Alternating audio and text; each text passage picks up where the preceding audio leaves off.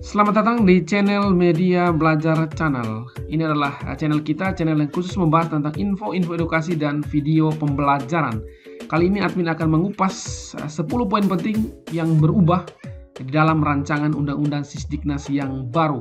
10 poin ini diusulkan di dalam RUU ini ya, Bapak Ibu guru sekalian, sehingga pemerintah memberikan kita kesempatan untuk bisa mengoreksi atau memberikan masukan kepada rancangan yang disiapkan oleh pemerintah ini. Kurang lebih ada 10 hal yang admin catat di sini ya. Yang pertama, perluasan program wajib belajar. Sebelumnya wajib belajar pendidikan dasar 9 tahun saja. Saat ini yang diusulkan perubahannya menjadi wajib belajar 13 tahun. Dimulai dari 10 tahun pendidikan dasar, prasekolah dan kelas 1 sampai 9, lalu ditambah 3 tahun pendidikan menengah. Itu usulan perubahan yang pertama. Yang kedua, pendanaan wajib belajar semakin jelas. Sebelumnya satuan pendidikan negeri seringkali menghadapi masalah jika masyarakat ingin berkontribusi secara sukarela ya.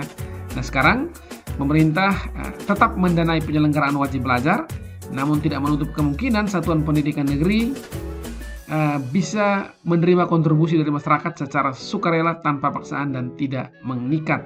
Itu poin kedua rancangan undang-undang. Yang ketiga, nomenklatur satuan pendidikan dapat disesuaikan. Sebelumnya, penamaan satuan pendidikan sekolah dasar, seperti sekolah dasar, madrasah sanawiyah, dan sebagainya ada di dalam Undang-Undang Sisdiknas, sehingga nomenklatur yang ada tidak bisa diubah. Nah, saat ini, sekolah, madrasah, pesantren, dan satuan pendidikan keagamaan tingkat dasar dan menengah diatur sebagai bentuk satuan pendidikan tingkat dasar dan menengah dalam batang tubuh RUU.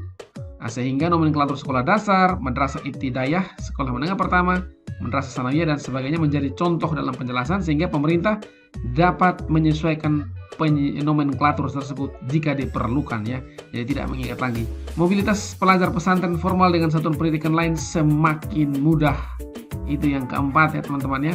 Yang kelima, pendidikan Pancasila menjadi mapel wajib. Sebelumnya pendidikan Pancasila bukan merupakan muatan maupun mata pelajaran wajib di kurikulum pendidikan dasar dan menengah. Nah, yang diusulkan sekarang pendidikan Pancasila menjadi mapel wajib bersama dengan pendidikan agama dan bahasa Indonesia. Selain itu, mata pelajaran di atas juga ada muatan wajib matematika, IPA, IPS, seni budaya, pendidikan jasmani dan olahraga, keterampilan, kecakapan hidup, dan muatan lokal. Itu poin kelima ya teman-teman ya. Poin keenam, definisi guru yang lebih inklusif. Ini poin keenamnya, perubahannya. Pendidik PAUD, pendidik kesetaraan, dan pendidik dalam pesantren formal selama ini tidak diakui sebagai guru. Nah saat ini di dalam rancangan ini, individu yang menjalankan tugas selayaknya guru dan memenuhi persyaratan akan diakui sebagai guru. Dengan demikian maka pendidik PAUD 3-5 tahun, pendidik dalam satuan pendidikan kesetaraan, dan pendidik dalam pesantren formal dapat masuk ke dalam kategori guru. Yang ketujuh, penghasilan layak bagi guru dan dosen. Nah, di sini sebelumnya hanya guru dan dosen yang sudah memiliki sertifikasi yang berhak mendapat tunjangan profesi. Nah, yang diusulkan sekarang, guru dan dosen yang sudah mengajar tetapi belum memiliki sertifikat pendidik berhak langsung mendapatkan penghasilan yang layak. Nah, kemudian guru dan dosen ASN berhak mendapatkan penghasilan yang layak sesuai Undang-Undang ASN. Sedangkan guru dan dosen lainnya berhak mendapatkan penghasilan yang layak sesuai Undang-Undang Ketenagakerjaan. Itu artinya teman-temannya tanpa menunggu memiliki sertifikasi, teman-teman guru lain pun bisa mendapatkan penghasilan yang layak ya, meskipun belum ada sertifikasi. Nah, poin ke-8, perguruan tinggi makin fokus mencapai visi dan misinya ya. Jika sebelumnya tridharma perguruan tinggi, pendidikan, penelitian, dan pengabdian masyarakat diterapkan secara seragam pada semua perguruan tinggi, maka yang dirancang sekarang perguruan tinggi dapat menentukan proporsi pelaksanaan tridharma sesuai dengan visi, misi, dan mandatnya. Jadi tidak terikat lagi ya teman-teman ya.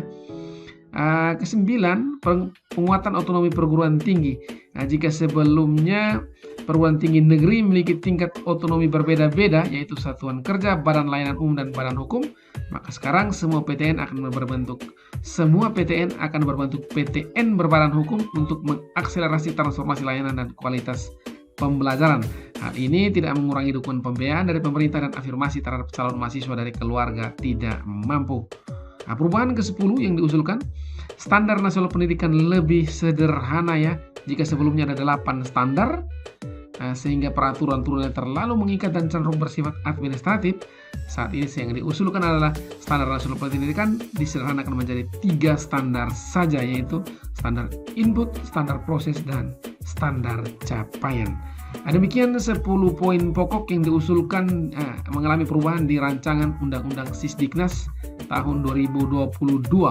Semoga informasi ini membantu Bapak Ibu guru sekalian. Terima kasih banyak sudah menonton Media Belajar Channel. Salam sehat untuk kita semua.